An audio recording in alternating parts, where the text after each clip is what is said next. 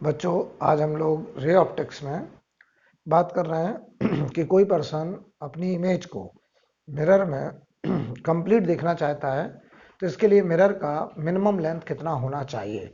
तो आप हेडिंग डालिए, minimum length of mirror to see the full image. Minimum length of mirror minimum length of mirror to see the full image to see the full image. कोई person अपनी image को complete देखने के लिए mirror की minimum length select करना चाहता है।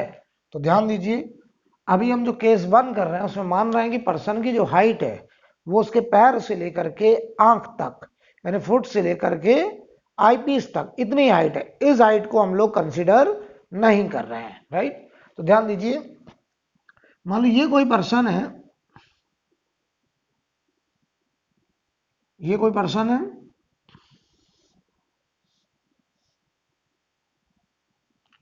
और ये पर्सन मिरर में अपने आप को या अपनी इमेज को कंप्लीट देखना चाहता है। तो इसने सामने यहां पर एक प्लेन मिरर लगा रखा है और ये चाहता क्या कि मिरर का मिनिमम लेंथ कितना सिलेक्ट करें ताकि ये मिरर में अपनी इमेज को कंप्लीट देख पाए। तो इसका मीनिंग पहले समझो, कॉन्सेप्ट क्या है कि इसके बॉडी से, इसकी बॉडी मतलब पैर से रे चले, मिरर पे पड़े, रिफ्लेक्शन के बाद आंख में पहुंच जाए, तो उस रे से ही अपना पैर देख लेगा। अच्छा, यहां से रे चले, मिरर पे यहां कहीं पड़े, रिफ्लेक्शन के बाद आईपीस पर पहुंच जाए तो ये वाला पार्ट देख लेगा। यहां से जाने वाली, यहां से जाने वाली, यहां तक हर पॉइंट से इसकी पूरे बॉडी से जाने वाली रे जो मिरर पर कहीं ना कहीं पड़े और रिफ्लेक्शन के बाद आंख में पहुंच जाए तो हम कहेंगे कि बताइए जरा, इसने अपने पूरे बॉडी को मिरर में देख लिया। तो मैं बताऊं, बहुत ज्यादा ड्राइंग तो नहीं करूंगा, मैं क्या करूंगा, लिमिटिंग रे की बात करूंगा, एक्सट्रीम रेज की बात करूंगा कि इसके पैर से जाने वाली रे हम इससे कहेंगे एक काम करो, तुम अपना पैर देख लो, तुम अपना टॉप देख लो।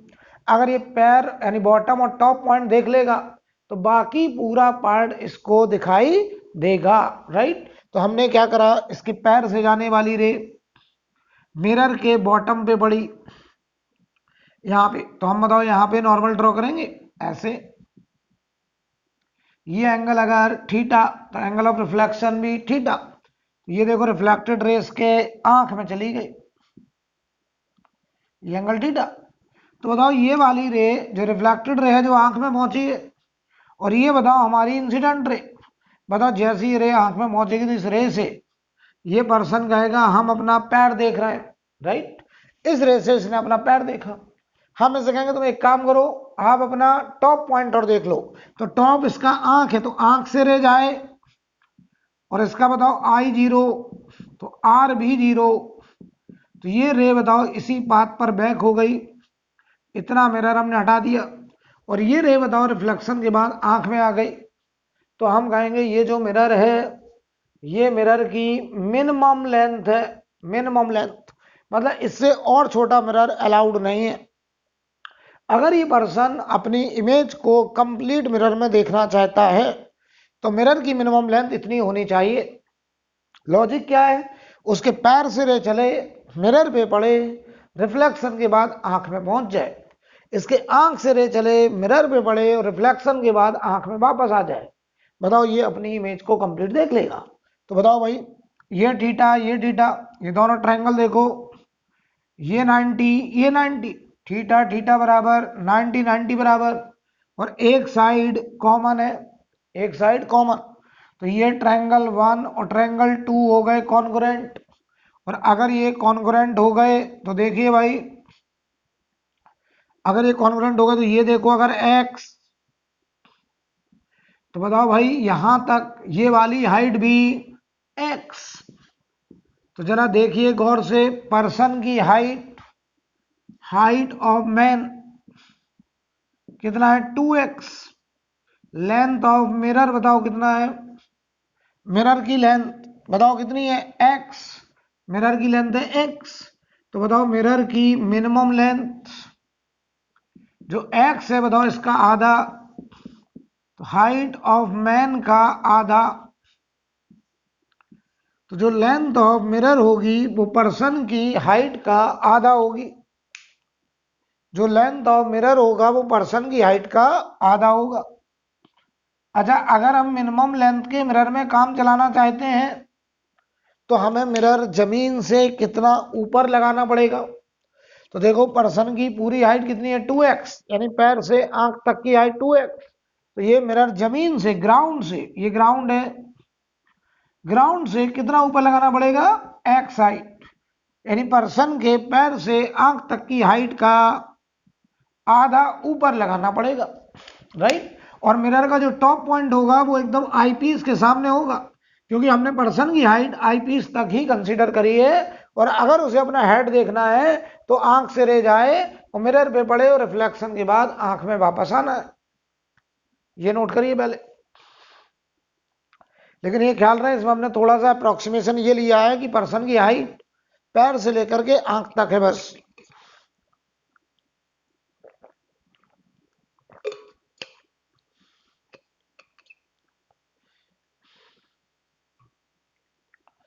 अब देखिए भाई,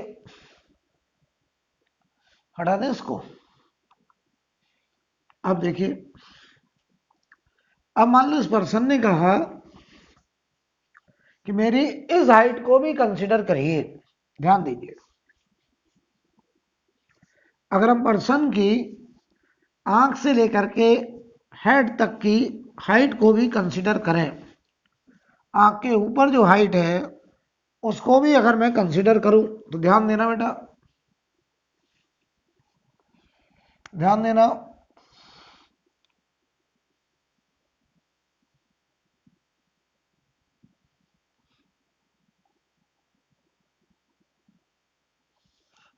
ये पर्सन था, अब हमने ये हाइट भी ले ली ऐसे, ये वाली हाइट भी ले ली। अब हमने इस हाइट को भी कंसीडर किया। अब ये पर्सन है, आजकल फैशन भी चल रहा है, लोग ऐसे बाल रखते हैं, तो उसी टाइप का कोई आदमी है। ये चाह रहा है कि हम मिरर में अपनी इमेज को कंप्लीट देख सकें। इसके लिए मिरर का मिनिमम लेंथ कितना होना चाहिए, तो सुनो ध्यान से। यहां सामने हमने एक प्लेन मिरर लगा रखा है ऐसे सामने, और इस मिरर में ये पर्सन अपनी इमेज को कंप्लीट देखना चाहता है। तो कॉन्सेप्ट वही है, यहां से हेड से रे चले, मिरर के टॉप पे पड़े, या नॉर्मल ड्रॉ करेंगे। अगर ये एंगल थीटा, तो एंगल ऑफ रिफ्लेक्शन भी थीटा। तो ये रिफ्लेक्टेड रे देखो आंख में आ गया वापस, ये एंगल थीटा। ठीक है, अब बताइएगा जरा, यहां से रे बॉटम से रे चले और मिरर के बॉटम पे पड़े। हम चाहते हैं पर्सन अपनी पूरी बॉडी का इमेज देखे, तो हम कहेंगे तुम एक काम करो, अपना हेड देख लो और बॉटम देख लो, बाकी अपने आप दिख जाएगा।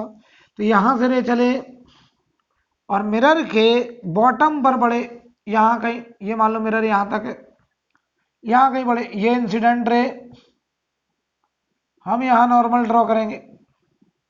अगर ये एंगल अल्फा है तो एंगल ऑफ रिफ्लेक्शन भी अल्फा होगा। ये बताओ, रिफ्लेक्टेड रे ऐसे और ये एंगल होगा अल्फा। बढ़िया से देख लीजिए। तो बताओ, इतने डायग्राम से ये वाली रे के रिफ्लेक्शन से उसने अपना पैर देखा, इस रे के रिफ्लेक्शन से उसने अपना हेड देखा। ये हमारा लेंथ ऑफ मिरर है मिनिमम, ये हमको निकालना बेटा। तो आप हमारी थोड़ी सी मदद करिए। ये अल्फा, तो ये ट्रायंगल 1 और ट्रायंगल 2 को गौर से देखिए। अच्छा, ये हाइट, पर्सन की हाइट, ये पूरी हाइट मान लो h है, पर्सन की हाइट h। तो ध्यान देना, ये अल्फा बराबर 90 90 बराबर, दो एंगल बराबर और एक साइड कॉमन है। तो दो ट्रायंगल में दो एंगल बराबर, एक साइड बराबर, तो क्या ये दोनों ट्रायंगल कॉन्ग्रुएंट होंगे? यस। तो बताओ, ये दूरी अगर x है तो क्या बताओ, ये दूरी भी x होगी, यस, ये भी x होगा। अब आइए बताइए, ये दोनों ट्रायंगल को देखो, थीटा थीटा बराबर 90 90 बराबर और एक साइड कॉमन। तो आप हमको बताना, तो बताओ ये थीटा थीटा 90 90 एक साइड कॉमन, तो ये हाइट अगर y है तो ये हाइट भी y होगी। तो देखो ध्यान से, लेंथ ऑफ मिरर, ये लेंथ कितनी, ये लेंथ देखो जरा गौर से, x प्लस वाई, तो ये हो जाएगा x प्लस वाई, ये हो जाएगा x प्लस वाई। तो चलो भाई, height of man h, man की जो हाइट है h वो कितनी है, तो वो देखो यहां से लेकर के यहां तक पूरा कितना हुआ, 2x प्लस 2y, तो ये हो जाएगा 2x प्लस 2y। चाहो तो इसको ऐसे लिख दो, 2 टाइम्स x प्लस वाई, ये हाइट ऑफ मैन। अगर हम बात करें लेंथ ऑफ मिरर, बताइए कितनी होगी, तो मिरर की लेंथ है x प्लस वाई, और ये x प्लस वाई की वैल्यू है हाइट ऑफ मैन बाई 2। यानी बताओ मिरर की मिनिमम लेंथ मैन की हाइट का आधा, मैन की हाइट का आधा होगा अभी भी। बस फर्क इतना है कि अब जो टोटल हाइट है वो पैर से लेकर के यहां तक है, हेड तक, इस पूरी हाइट का आधा चाहिए। हाँ, अगर मिनिमम में काम चलाना है तो मिरर को जमीन से कुछ अरेंजमेंट पे रखना पड़ेगा, जैसे कि देखिए यहां पर,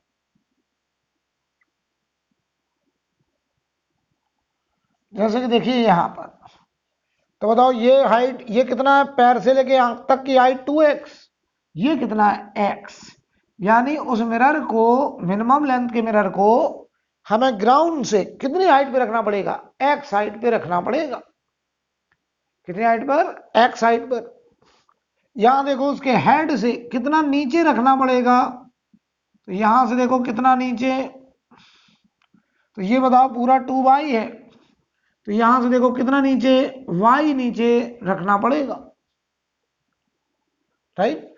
तो यहां से y नीचे, यहां से x ऊपर, यानी बताओ ग्राउंड से उसके आंख तक की हाइट का आधा ऊपर, हेड से आंख तक की हाइट का आधा नीचे, और मिरर की लेंथ पर्सन की टोटल हाइट का आधा होना चाहिए। नोट करिए।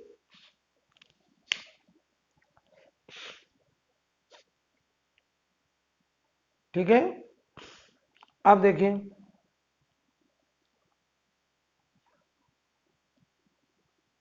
अब देखिए भाई,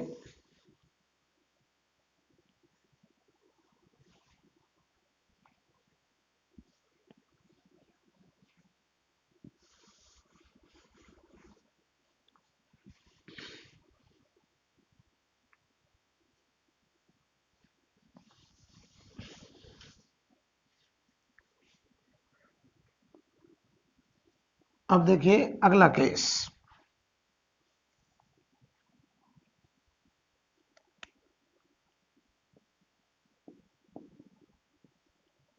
केस 3 देखिए, अगर हम आपसे कहें मिनिमम लेंथ ऑफ मिरर,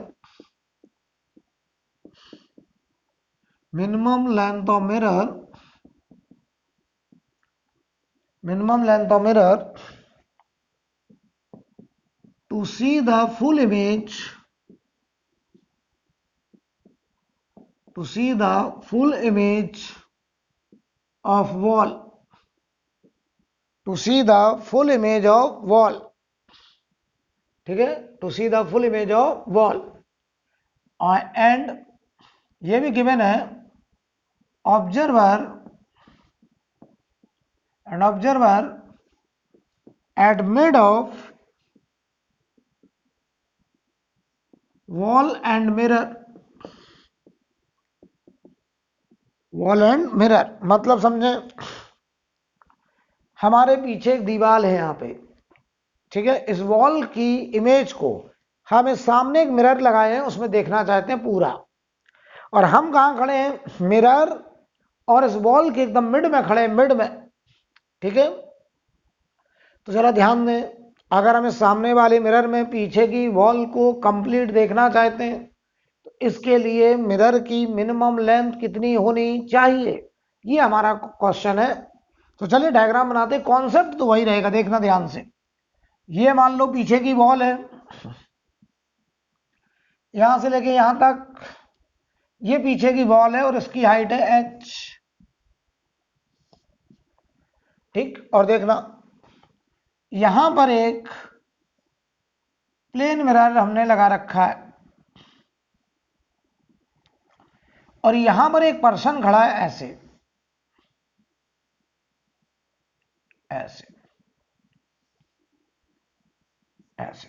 ये पर्सन कह रहा है कि हम पीछे की वॉल को कंप्लीट देखना चाहते हैं। देखो पर्सन की हाइट हम पैर से लेके आंख तक ही मानेंगे, क्यों?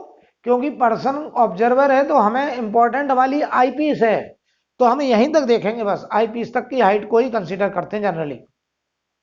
तो ध्यान से देखिए ना बेटा, हमें इस पर्सन को सामने वाले मिरर में पीछे की वॉल को कंप्लीट दिखाना है।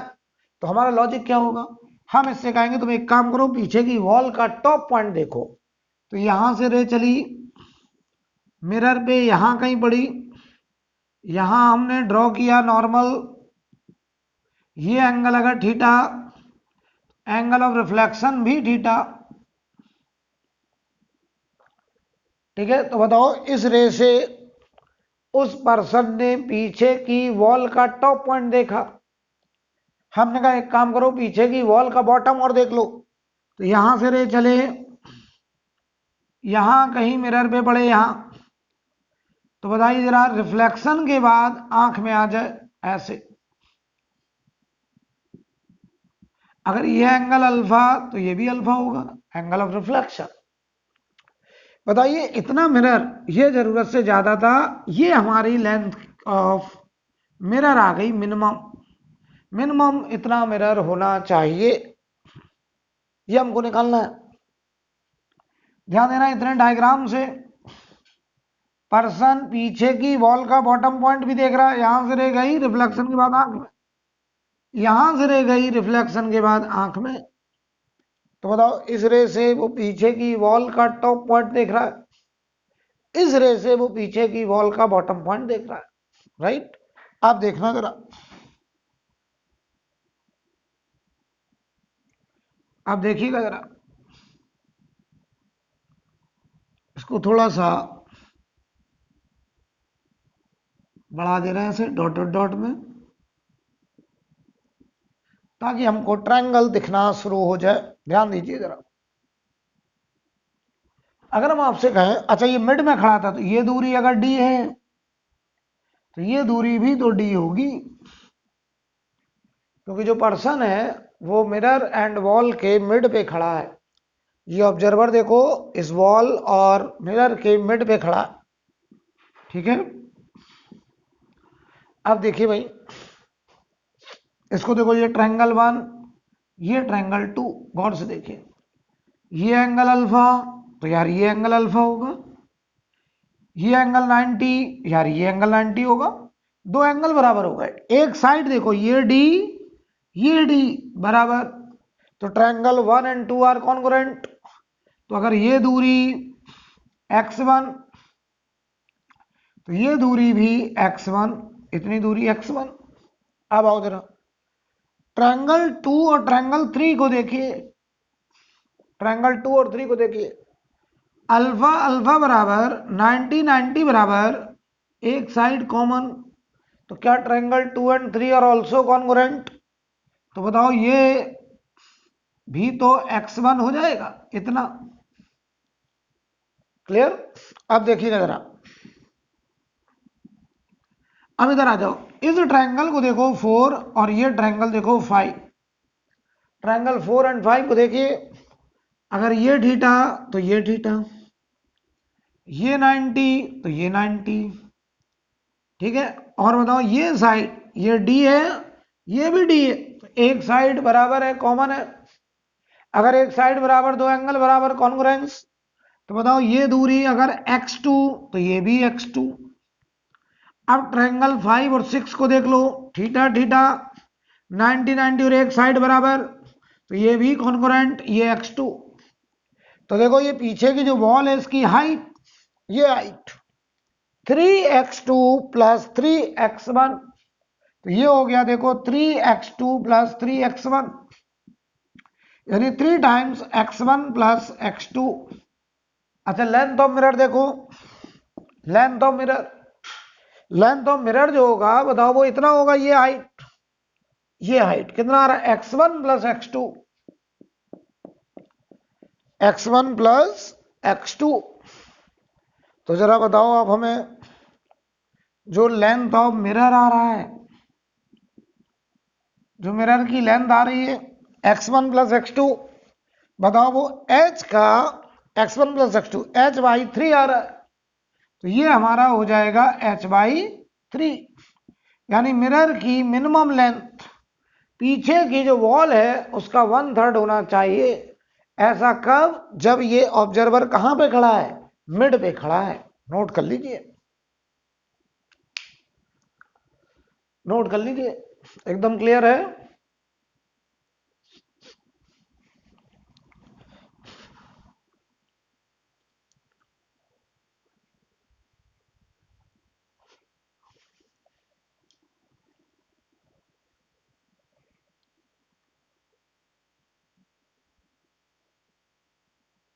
अब देखना, इसी सवाल में हम आपसे कहें, इसी सवाल में हम आपसे कहें कि जरा बताइए, इस डायग्राम को देख के बताइए, इस क्वेश्चन में पर्सन अपनी कितनी हाइट देख पा रहा है। तो तुम कहोगे सर जो रे इस दीवार के बॉटम से जा रही है वो पर्सन के यहां टकरा के जा रही है, तो इस रे से पर्सन अपना ये वाला पॉइंट देख रहा है, ये पूरा दिख रहा होगा, यहां तक दिख रहा होगा। ये नहीं दिख रहा है सर, ये क्यों नहीं दिख रहा है? क्योंकि यहां से जाने वाली रे जो मिरर में यहां पड़ेगी उसका एंगल ही अल्फा से बड़ा आएगा, तो एंगल ऑफ रिफ्लेक्शन भी अल्फा से बड़ा होना चाहिए। तो ये रे इसके आंख के ऊपर से चली जाएगी, इसके आंख पर रिसीव नहीं होगी। तो देखो भाई, इसके नीचे से जाने वाली रे जो यहां कहीं पड़ेगी उसका एंगल ऑफ इंसिडेंस अल्फा से बड़ा होगा, तो एंगल ऑफ रिफ्लेक्शन भी अल्फा से बड़ा होगा, और वो रे इस पर्सन के ऊपर से जा रही होगी। और ये पर्सन बताइए अपने यहां से नीचे का पार्ट देख नहीं पा रहा होगा। तो हम इसको जरा हटा दें, ऐसे दिखा दें, ये तो हमने समझाने के लिए बनाया था।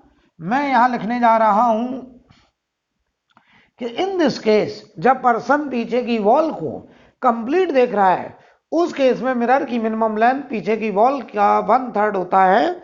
उस केस में हम यहां लिख दे रहे हैं, in this case person cannot see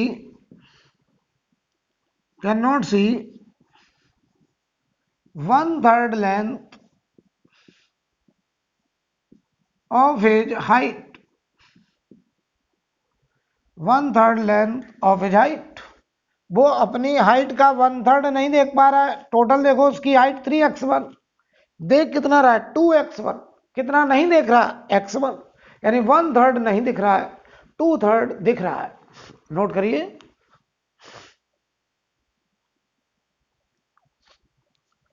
ठीक है, अब इसी में हम एक सवाल करते हैं आपसे, जरा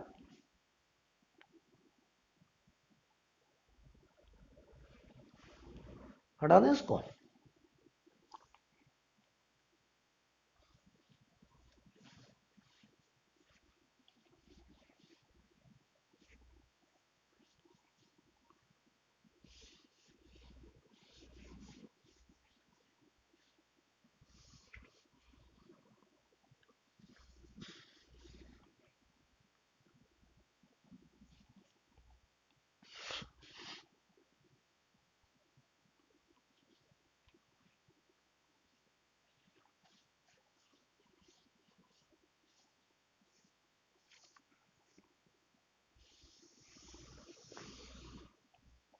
अब देखिए भाई, अब अगर हम बात करें आपसे कि ये मान लो एक प्लेन मिरर है,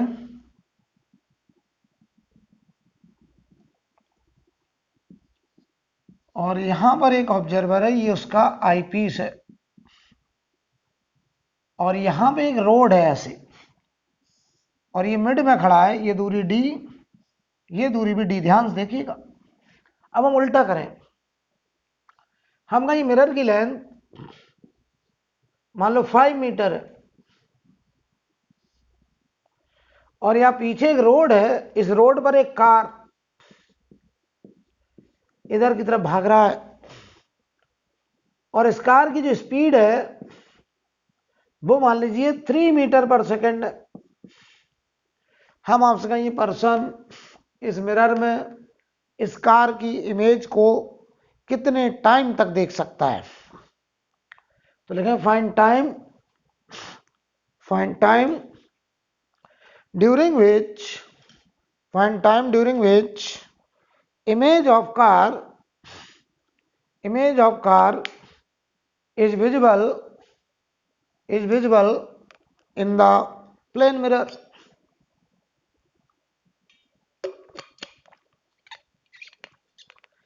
Is visible in the plane mirror. तो ध्यान से देखिएगा, अगर हम बात करें, ध्यान से देखिएगा, तो देखो भाई अभी अभी सीखा, पीछे की वॉल अगर h हाइट की होती थी तो मिरर होता था h/3, उल्टा अगर मिरर है 5 मीटर तो पीछे का रास्ता ये 15 मीटर तक दिखाई देगा, 3 गुना दिखाई देगा। तो ये देखो 15 मीटर तक ये रास्ता 15 मीटर तक इस पर्सन को दिखाई देगा।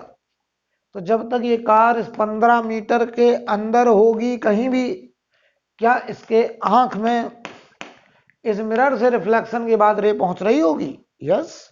और ये लगातार इसकी इमेज को देखता रहेगा। तो सवाल क्या बना कि ये कार 15 मीटर चलने में जितना टाइम लेगा उतने टाइम तक ये देख सकता है। तो टाइम बराबर ऊपर लिखेंगे डिस्टेंस अपॉन स्पीड। बताओ डिस्टेंस कितना? 15 मीटर, स्पीड कितना? 3 मीटर पर सेकेंड। तो आंसर होगा 5 सेकेंड। तो 5 सेकेंड तक ये पर्सन उस कार की इमेज को मिरर में देख सकता है। नोट करिए, नोट करिए।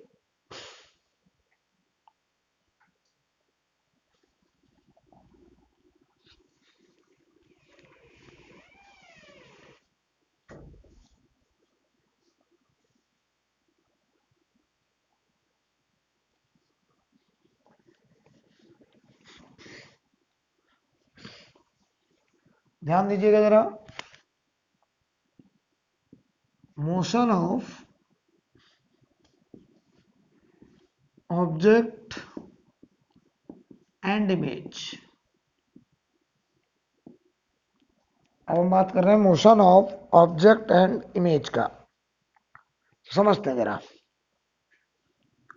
तो प्लेन मिरर के केस में बात हो रही है। पहले ये मान लो एक प्लेन मिरर है, और ये मिरर है मान लो YZ। तो बताओ इसका नॉर्मल कौन होगा? X। नॉर्मल होगा X। कोई ऑब्जेक्ट यहां पे था, समझाने के लिए हम आपसे कहें कि मान लो ये दूरी X थी, तो बताओ इमेज कितना पीछे बनेगी? X। अगर ऑब्जेक्ट रियल तो इमेज वर्चुअल, ये X पीछे इमेज बन गई होगी। अब देखिएगा, अगर ये ऑब्जेक्ट मिरर की तरफ D खिसक गया, यहां पहुंच गया ऑब्जेक्ट O', तो बताओ मिरर से ये ऑब्जेक्ट कितना दूर हो गया? X minus D। तो बताओ इमेज मिरर से कितना पीछे? यहां बनेगी इमेज, और ये दूरी कितनी होगी? X minus D। तो अगर ये ऑब्जेक्ट इधर D खिसका तो इमेज उल्टा D आया, इधर D आया। तो बताओ मुझे, अगर हम यहां पे खड़े होकर के देख रहे हैं ग्राउंड पर, अगर हम अर्थ पे खड़े होकर के देखें तो हमें क्या दिखाई देगा कि अगर ये ऑब्जेक्ट मिरर के नॉर्मल के अलाउंग, नॉर्मल एक्स के अलाउंग D चलता है राइट साइड, तो इमेज D चलता है लेफ्ट साइड। इसका मतलब velocity of object with respect to earth, अगर यू आई कैप है तो velocity of image with respect to earth होगा, इमेज की वेलोसिटी अर्थ के रिस्पेक्ट में होगी। बताओ डी आया लेफ्ट साइड तो यू माइनस आई कैप, तो इमेज की velocity with respect to earth होगी यू माइनस आई कैप। बोलो भाई, क्लियर? अब आओ दूसरा कॉन्सेप्ट समझते हैं। यानी पहला रिजल्ट क्या आ गया कि ऑब्जेक्ट की वेलोसिटी का वो कंपोनेंट जो मिरर के परपेंडिकुलर है वो इमेज में रिवर्स हो जाता है, वो इमेज में रिवर्स हो गया विद रिस्पेक्ट टू अर्थ। अब देखो, मान लो तुमसे कहें सेकंड नंबर कॉन्सेप्ट समझिए, ये मिरर है, मिरर अभी फिक्स्ड है और ये मान लो वाईजेड मिरर है, यहां कोई ऑब्जेक्ट है एक्स दूरी पर, इमेज भी एक्स पीछे होगा, यहां इमेज होगा, ये रियल ऑब्जेक्ट वो वर्चुअल इमेज। अगर ये ऑब्जेक्ट मिरर के पैरेलल ऊपर की तरफ डी चल गया तो देखो ये ऑब्जेक्ट यहां, आप बताओ बेटा इमेज यहां होगी, इमेज भी कितना ऊपर आ गई डी ऊपर, ये हो गई इमेज आई डैश। तो अगर ये ऑब्जेक्ट मिरर के पैरेलल ऊपर की तरफ डी जाएगा तो इमेज भी मिरर के पैरेलल उसी डायरेक्शन में डी जाएगा। यानी velocity of object with respect to earth, अगर वी जे कैप है तो velocity of image with respect to earth भी वी जे कैप है, सेम डायरेक्शन में। इसका मतलब कॉन्सेप्ट क्या बन गया कि ऑब्जेक्ट की वेलोसिटी का जो कंपोनेंट मिरर के परपेंडिकुलर है वो इमेज में रिवर्स हो जाता है, और ऑब्जेक्ट की वेलोसिटी का जो कंपोनेंट मिरर के पैरेलल होता है वो इमेज में चेंज नहीं होता है, सेम रहता है। राइट? अगर हम इन दोनों कॉन्सेप्ट को समराइज करते हुए एक सवाल बनाएं, ध्यान से देखिएगा, पहले अच्छे समझ लीजिए, मैं फिर से कॉन्सेप्ट रिपीट कर रहा हूं। कॉन्सेप्ट बना, ऑब्जेक्ट की वेलोसिटी का जो कंपोनेंट मिरर के परपेंडिकुलर है इमेज में वो रिवर्स, और ऑब्जेक्ट की वेलोसिटी का जो कंपोनेंट मिरर के पैरेलल वो इमेज में सेम रहेगा। तो ध्यान देना, हम आपसे एक सवाल पूछ लें यहां पर, ये मान लो एक प्लेन मिरर, और ये प्लेन मिरर है मान लो एक्स जेड, कौन सा एक्स जेड, तो इसका नॉर्मल कौन वाई, नॉर्मल वाई, ध्यान देना, और ये मिरर फिक्स्ड है। कोई ऑब्जेक्ट ऐसे मूव कर रहा है 3D में और इसकी वेलोसिटी है with respect to earth 2i plus 3j plus 4k cap. हम आपसे कहें velocity of image with respect to earth बताइए, तो आप कहोगे सवाल है एक लाइन का एकदम आसान। देखो मिरर कौन सा एक्स जेड, तो एक्स जेड का परपेंडिकुलर वाई, तो ये वाला कंपोनेंट है परपेंडिकुलर, ये वाला कंपोनेंट है पैरेलल, और ये वाला कंपोनेंट भी है पैरेलल। तो ये कंपोनेंट जो पैरेलल है ये बताओ इमेज में सेम रहेंगे, और जो कंपोनेंट परपेंडिकुलर है वो इमेज में रिवर्स हो जाएगा। तो बताओ ये पैरेलल 2i ही रहेगा, ये रिवर्स हुआ तो -3j हो गया, ये पैरेलल बताओ +4k ही रहेगा।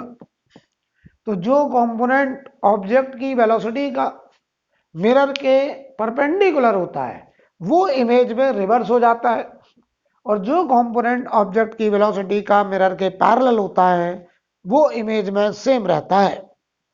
नोट कर लीजिए, अभी तक हमने मिरर को फिक्स रखा, अब मैं मिरर को चलाने जा रहा हूं। ठीक है, तो देखिए जरा आगे,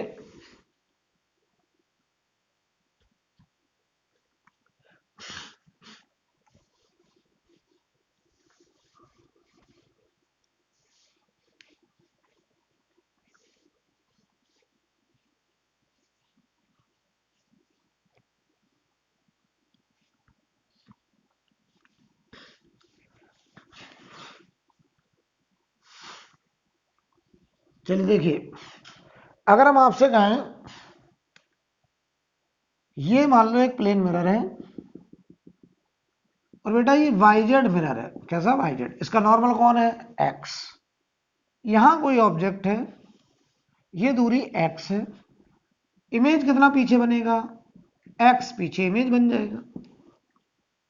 अच्छा, इसका नॉर्मल अगर एक्स है, ये अपने नॉर्मल के अलोंग वी वेलोसिटी से चलने लगा। कितना? वी वेलोसिटी से। या एक काम करें, नॉर्मल के अलोंग मान लो डी खिसक आया, यहां आ गया, ध्यान से देखना, ये खिसक गया मान लो डी, तो ये ऑब्जेक्ट अभी वही है, ऑब्जेक्ट मूव नहीं कर रहा है। ऑब्जेक्ट की बताओ मिरर से दूरी एक्स प्लस डी, इमेज की मिरर से दूरी एक्स प्लस डी। अब बताओ नई इमेज यहां होगी, पहली इमेज यहां हुआ करती थी, अब यहां पहुंच गई, कितना शिफ्ट हो गई? तो जरा समझना, ये पूरा दूरी आया एक्स प्लस डी। ध्यान समझना, ये कितना डी, ये पूरा एक्स, तो ये कितना? ये हो गया एक्स माइनस डी। तो एक्स प्लस डी में से एक्स माइनस डी घटा दो, बताओ ये कितना खिसक गया? 2d। एक्स प्लस डी में से एक्स माइनस डी घटाओ 2d, यानी मिरर खिसका डी, इमेज उसी डायरेक्शन में खिसका 2d। तो मैं कहूं अगर मिरर वाई जेड है और ये अपने नॉर्मल के अलोंग अगर v वेलोसिटी से चलेगा, तो इमेज अपने मिरर के नॉर्मल के अलोंग 2v वेलोसिटी से चलेगा। यानी बताओ अगर मिरर की वेलोसिटी अर्थ के रिस्पेक्ट में वी आई कैप है, मिरर वाई जेड है तो वी आई कैप यानी परपेंडिकुलर टू द मिरर, तो velocity of image with respect to earth होगा 2v I cap, 2 times 2v I cap. Velocity mirror का earth के respect में अगर वी आई कैप है, तो वेलोसिटी इमेज का अर्थ के रिस्पेक्ट में होगा 2v आई कैप, 2 टाइम्स। यानी अगर मिरर अपने नॉर्मल के लॉन्ग अगर v वेलोसिटी से चलेगा, तो इमेज उसी डायरेक्शन में 2v वेलोसिटी से चलेगा। राइट? एक केस और समझ लो, अगर ये मिरर वाई जेड है, कौन सा? वाई जेड, यहां कोई ऑब्जेक्ट है और ये दूरी अगर x है, बताओ इमेज कितना पीछे बनेगा? आपने कहा x, बहुत बढ़िया, ये इमेज यहां बनी। अगर ये मिरर अपनी लेंथ के पैरेलल शिफ्ट होने लगे, बताओ अगर ये मिरर ऐसे जाने लगे, ऐसे y के लॉन्ग या z के लॉन्ग, y के लॉन्ग या z के लॉन्ग, यानी अपनी लेंथ के पैरेलल, तो जरा बताओ ये मिरर अगर ऐसे जा रहा है तो ऑब्जेक्ट की दूरी मिरर से बदली कि वही है? तो आप कह रहे सर वही है। यार ये मिरर अगर ऐसे जा रहा है तो ऑब्जेक्ट से दूरी तो x ही रहेगी, तो बताओ इमेज भी कितना पीछे बनेगी? x। तो मिरर अगर अपनी लेंथ के पैरेलल शिफ्ट होने लगे, तो बताओ मिरर से ऑब्जेक्ट की दूरी नहीं बदल रही है, तो इमेज की दूरी भी नहीं बदलेगी, तो इमेज में कोई भी वेलोसिटी, कोई भी मोशन नहीं होगा। तो ये इमेज कहेगा हम तो रेस्ट पे रहेंगे। बहुत बढ़िया, समझिए, ये हमारे पास, ये मान लो एक प्लेन मिरर है, ये दूरी x है, इमेज कितना पीछे? x। अब ये प्लेन मिरर ऐसे जाने लगा अपनी लेंथ के पैरेलल, तो ये दूरी तो x ही रहेगी, तो इमेज कितना पीछे बनेगी? x ही पीछे बनेगी। राइट? तो बताओ इमेज में कोई मूवमेंट, कोई भी मोशन नहीं नजर आएगा। यानी अगला स्टैंडर्ड क्या बन के तैयार हुआ? अगर मिरर मूव कर रहा है और मिरर अपनी लेंथ के परपेंडिकुलर अगर v वेलोसिटी से जा रहा है, तो इमेज उसी डायरेक्शन में 2v वेलोसिटी से जाएगा, और अगर अपनी मिरर अपनी लेंथ के पैरेलल जा रहा है तो इमेज में कोई भी मोशन नहीं होगा। अब हम इन सारे केसेस को समराइज करते हुए क्वेश्चन बनाने जा रहे हैं, देखिएगा।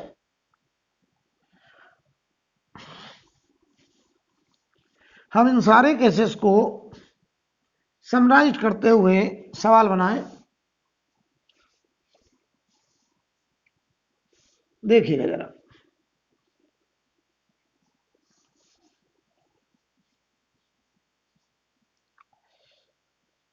मैं आपसे कहूं ऐसे, ये मान लो एक प्लेन मिरर है और मैं कह दूं ये एक्स वाई है, तो बताओ इसका नॉर्मल कौन होगा? जेड। इसका नॉर्मल होगा जेड। ऐसे कोई ऑब्जेक्ट मूव कर रहा है और velocity of object with respect to earth हम आपको देते हैं -2i plus 3j -4k। Mirror भी मूव कर रहा है। मिरर की वेलोसिटी है 3i plus 4j plus 6k। हमसे कह रहे हैं velocity of image with respect to earth लिख करके दिखाइए। बढ़िया समझ लो, ये मिरर की वेलोसिटी है, ये ऑब्जेक्ट की। पहले इसकी वजह से देखते हैं तो क्या रिजल्ट था। ऑब्जेक्ट की वेलोसिटी एक्स वाई मिरर है तो ये पैरेलल कंपोनेंट, ये पैरेलल कंपोनेंट, ये परपेंडिकुलर कंपोनेंट, नॉर्मल जेड है।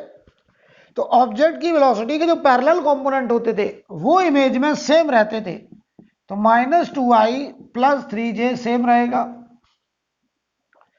ये वाला रिवर्स होता था तो -4k से क्या हो गया +4k। अब आ जाओ, ये आया किसकी वजह से? ऑब्जेक्ट की वजह से। अब मिरर की वजह से, इसका नॉर्मल कौन? जेड। तो ये बताओ मिरर की वेलोसिटी का परपेंडिकुलर और ये पैरेलल, तो जो वेलोसिटी मिरर के परपेंडिकुलर होती थी वो इमेज में 2 टाइम्स होती थी। तो ये अगर 6k तो ये इसमें ऐड होगा 12k। और जो बताओ पैरेलल होते थे, अगर मिरर अपनी लेंथ के पैरेलल जाता था तो इमेज में कोई वेलोसिटी नहीं होती थी, तो इसकी वजह से 0, यानी इसकी वजह से 0 वेलोसिटी मिलेगी इमेज को, क्योंकि ये मिरर के पैरेलल एक्स वाई कंपोनेंट है, मिरर के पैरेलल वेलोसिटी। और ये बताओ मिरर के परपेंडिकुलर अगर मिरर मूव कर रहा है तो इमेज उसी डायरेक्शन में 2 टाइम्स स्पीड से मूव करेगी। तो ये 6k तो ये हो गया 12k। जरा देखो बेटा ये क्या आ रहा है, -2i plus 3j plus 16k cap. ये आ गई velocity of image with respect to earth. ये हमारा आंसर हो जाएगा बेटा, नोट कर लीजिए।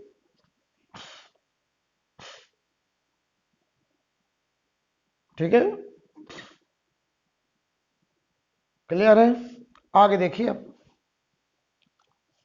अगला सवाल।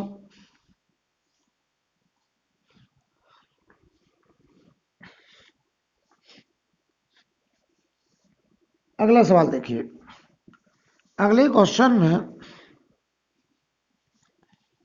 हम आपसे कहते हैं ऐसे कोई प्लेन मिरर है, ऐसे कोई ऑब्जेक्ट जा रहा है, ऑब्जेक्ट की वेलोसिटी 10 मीटर पर सेकेंड है, ये एंगल 37 है। ऐसे मिरर जा रहा है, मिरर की वेलोसिटी 10 मीटर पर सेकेंड है, ये एंगल 53 डिग्री है। हमें कहा जा रहा है इमेज की velocity with respect to earth लिखिए। हमें कहा जा रहा है इमेज की velocity with respect to object लिखिए। हमें कहा जा रहा है इमेज की velocity with respect to mirror लिखिए। ये हमारे 3 सवाल। तो सबसे पहले हम लिखेंगे विद रिस्पेक्ट टू अर्थ। चलो भाई बताओ, सबसे पहले एक बात बताओ, cos 37 कितना होता है? आप सबको पता 4/5, यही होता है sin 53, sin 37 3/5, और यही होगा cos 53, राइट। अब देखिए भाई, अगर हम आपसे कहें इसका इधर कंपोनेंट किया जाए तो 10 का cos 37 कितना? 4/5। तो 10 इंटू 4/5, ये देखो 10 cos 37, ये 10 इंटू 4/5 8, इधर 10 का sin 37 3/5, तो ये हो गया 6। अब आओ इधर 10 का cos 53, cos 53 होगा sin 37 3/5, तो ये हो गया 6। और ये 10 का साइन 53 cos 37 4/5 8। अब देखना ध्यान से, ये वेलोसिटी मिरर के परपेंडिकुलर है, ये परपेंडिकुलर कंपोनेंट, ये पैरेलल। तो जवाब दो, इमेज में ऑब्जेक्ट की वेलोसिटी का जो परपेंडिकुलर कंपोनेंट है वो रिवर्स, तो इधर 8, और ये वाला पैरेलल वाला सेम, इधर 6।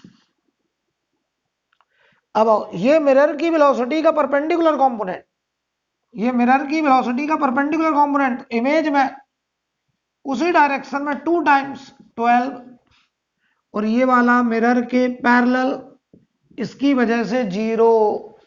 मिरर अगर अपनी लेंथ के पैरेलल जाता था तो उसकी वजह से कोई मोशन नहीं होता। तो देखो बेटा, velocity of image with respect to earth अगर हम लिखें तो 12 में से 8 गया 4i cap plus 6j cap. Answer आ गया, velocity of image with respect to earth 12 minus 8 4i cap plus 6j cap.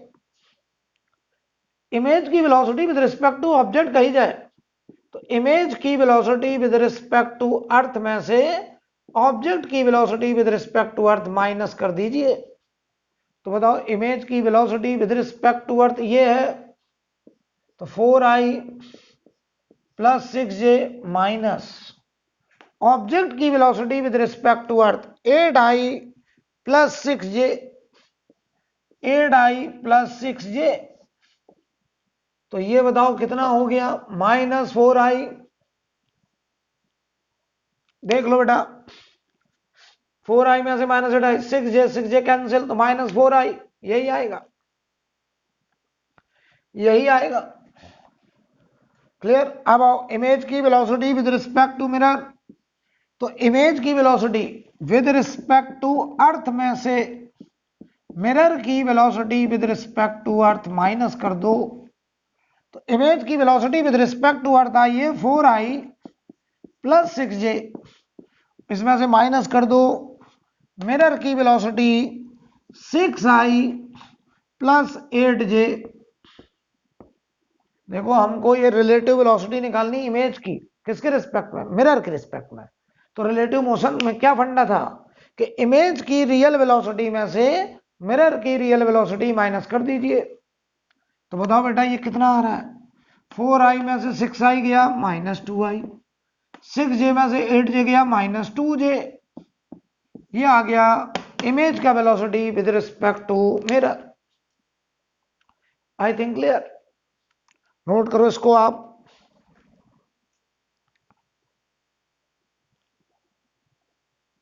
Note करिए।